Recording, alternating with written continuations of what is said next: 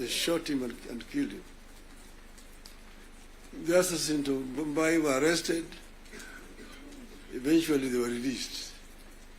So I just want you to know that Devolution has got very many people and very powerful people in this country today. Then after that, because you know that ODM is a product of constitution making. And one of the founding members of ODM is sitting here with you. The other one is the former president, who is a member, and quite a number. We are going to have the 20 years of ODM in October, and all the founding members are going to be invited.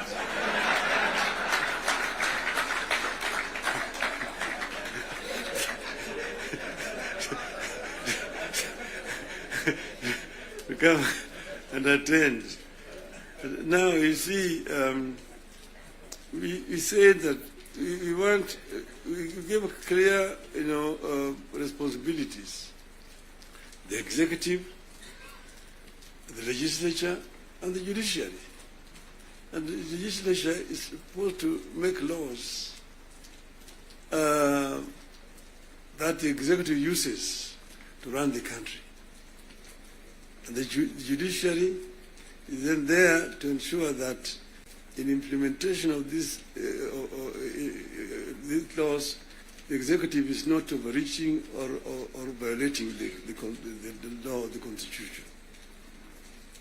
But then, so the work of Parliament is representation, legislation, and oversight. Very clear, it's written there in the Constitution. Parliament is not supposed to be implementing. Parliament is supposed to be oversighting. It's not oversighting. And secondly, there is only two levels of devolution. National and one level, county. Constituency is not an element of devolution. Devolution remains at the county. Down there at the constituency, the county government does implementation of the projects. I'm saying, correct.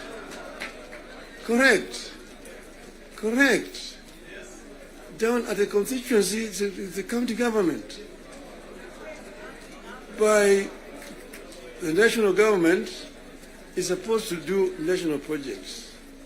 And we go down there. And there are functions which are clearly been assigned. Functions which have been clearly been assigned to the national government. I will tell you, your legislatures, and a very famous English politician said that I may not agree with what you have to say, but I shall defend unto death your right to say it. So listen to me. Let me say it. And then you'll have a chance to come and respond. So I'm telling you, I know that sometimes the truth is very bitter. I was there, and we discussed with the Karue when he was moving around to bring the CDF. The CDF were brought because of circumstances that were prevailing at that time. In those days, with a centralized system of government, there was very little resources which are going down to the counties. And that's the reason why the Harambee became the major ways of mobilizing resources. Sometimes you find nearly 100 cards in your desk for Harambees here and there. Whenever the president moved around, we'll go around to counties, to the districts. And then we'll be addressing people. People will come up to tell them their problems. Mtukufu Rais, hapa kwetu barabara ni mbaya sana, haipitiki, mvua ikinyesha kuna matope, barabara haipitiki. Mtukufu Rais, hapa kwetu shule yetu hapa, juzi mvua ilinyesha na upepo kaja katoa paa, watoto sasa wanasoma chini ya mti hapa. Mtukufu Rais, hapa kwetu hakuna maji.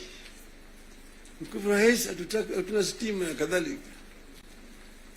When he stands to respond, to say, nyinyi mnasema barabara ni mbaya, mnasema hospitali hakuna dawa, mnasema upepo imechukua paa ya nyumba. Mjumbe wenu anafanya nini? Yeye anapiga tu kelele kule kwa bunge, anapiga tu kelele kwa bunge, hajali mambo ya maendeleo kwake.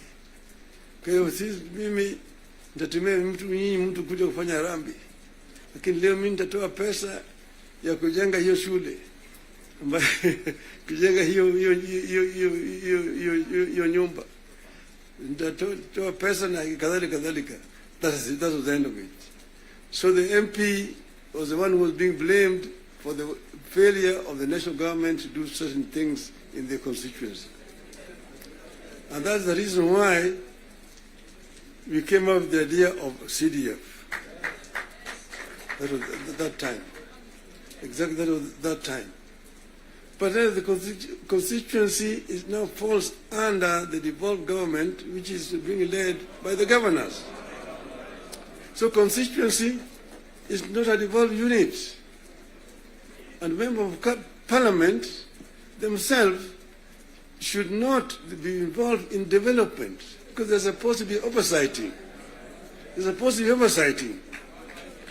If you have yourself being involved in construction of roads, building of schools, hospitals, who is going to oversight you?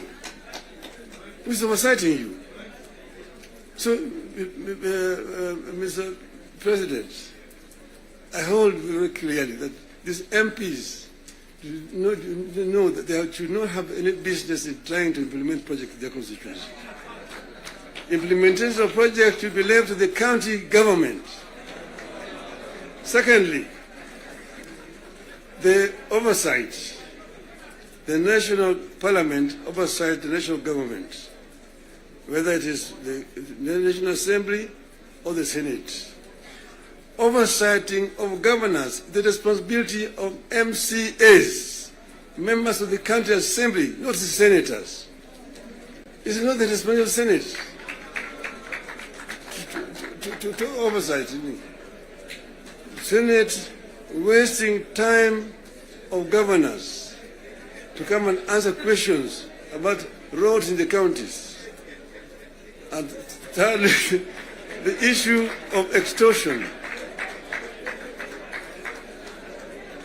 The issues of extortion. The issues of extortion. Majority Leader, you talked of, you didn't talk of extortion, you talked of lobbying. Lobbying is okay. In the US, you've got lobby firms which have formed to lobby the members of the Congress. They come to lobby, they're known, they're officially registered as lobbyists. They come to lobby the members of parliament. But lobbying is a different thing from extortion. From extortion. That you have a member, every committee has got a member who is how do you call him? Welfare bunge is giving a very, very image of parliament, that members of parliament should not be soliciting funds from because you see, listen to me, you know, the environment that we are creating here in this country is very, very hostile to investments. Foreign investors who come to the country bring their resources in the country to invest it here. And when they bring their resources, when they find there's too much bureaucracy and there's too much extortion, they run away. Private capital is risk shy. And when, for example, somebody has come with his resources to start a project, and then you find somebody beginning to make noise that, oh, this project has not been approved. This project has not been approved.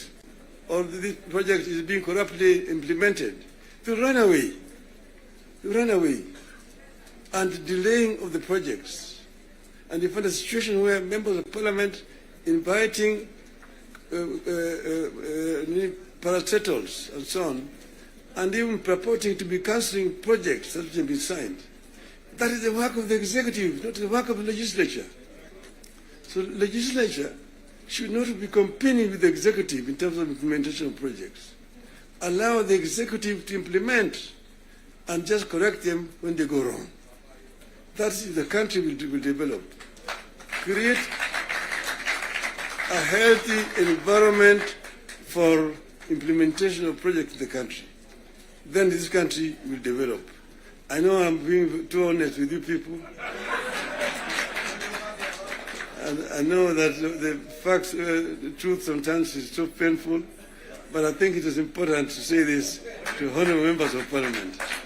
Thank you very much. May I now invite my brother to come and address you people.